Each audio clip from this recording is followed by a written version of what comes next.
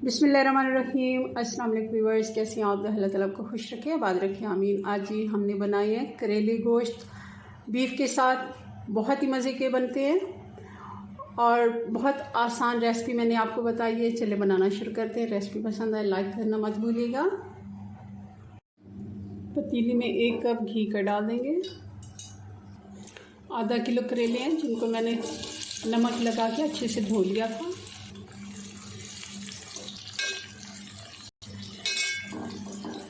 करेले अच्छे से फ्राई हो गए, इनको निकाल लेते हैं।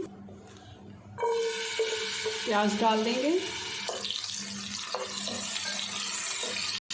आधा किलो गोश्त है बीफ, जिसको मैंने बॉईल करके रखा हुआ है। प्रेशर कुकर में अगर आप इस जगह पर फ्रेश गोश्त यूज़ कर रहे हैं तो आप इसको आधे घंटे के लिए पानी लगा के छोड़ देंगे तो ये अच्छे से गल जाएगा। अगर आप प्रेशर कुकर में गलाना चाह रहे हैं तो फिर 20 से 25 मिनट। थोड़ा बहुत इसमें पानी था, उसको हम खुश्क कर लेते हैं। 2 टेबलस्पून अदरक और लहसुन डाल देंगे।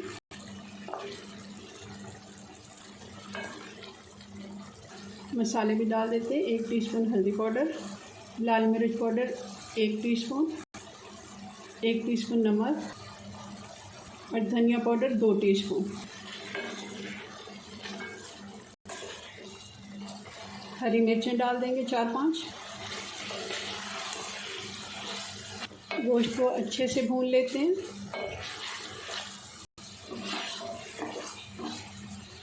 मसाले के साथ गोश्त हमारा अच्छे से भुन गया। अब इसमें डाल देंगे 2 बड़े टमाटर जिनको मैंने पेस्ट बना लिया है। टमाटर आजकल सख्त आ रहे हैं थोड़े से। अगर लाल वाले टमाटर हैं तो आप वैसे भी बारीक काट के डाल सकते हैं, जल्दी से गल जाते हैं। क्योंकि ये थोड़े सख्त वाले टमाटर हैं तो मैंने पेस्ट बना लिया है इस तरह आसानी से।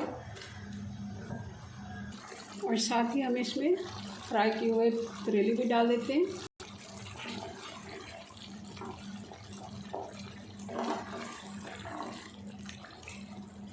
टमाटर का थोड़ा सा भी पानी बाकी है, इसमें हम प्याज भी डाल देते हैं। 2 मीडियम साइज़ के प्याज थे स्लाइस में कटे हुए, वो भी मैंने डाल दिए हैं। और इसको अब दम वाली आंच पे हम 5 मिनट के लिए छोड़ देंगे।